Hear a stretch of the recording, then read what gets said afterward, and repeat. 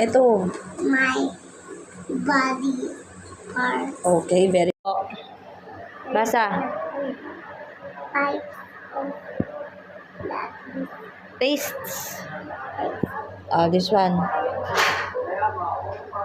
Basa, read.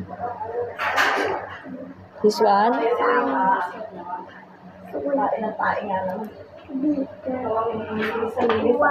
Very good. Where's the color blue? Men, yan pa mami. Yan. Pili ka ha. You choose from here ha. Sweet or sour. What fruit is this?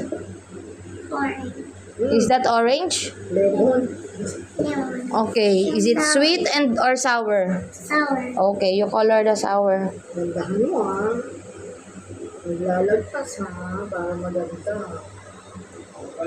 Dito naman. Bakit? Bakit ganyan? Oh. Binubura niya. Oo. Akala niyo may pampura. Dito pa oh. Huwag naman dyan lang. Wag lalagpas. Dali na. Dito. Ano ba ipat na dyan sa gilid? Ayan, ipapunta kasi dun may. Hapon yan eh. Di ba hapon pa ganun nagsulat? Oh. Oh, next one. Ano na yan? Enough na. Wow, ang galing naman. Oh, Another one. Another one. Oh, what fruit is this?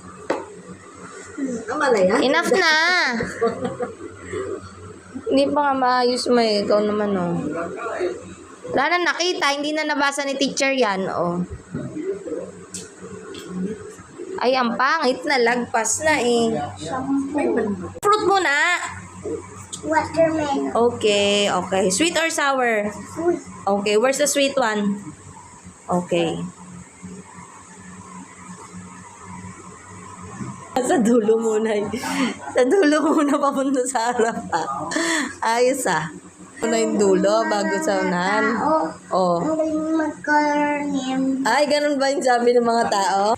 Ano sabi ng mga tao? Yan yan. Anong basa dyan?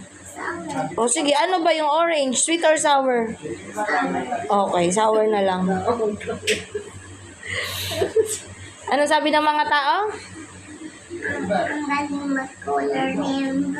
Ayun, sariling buhat.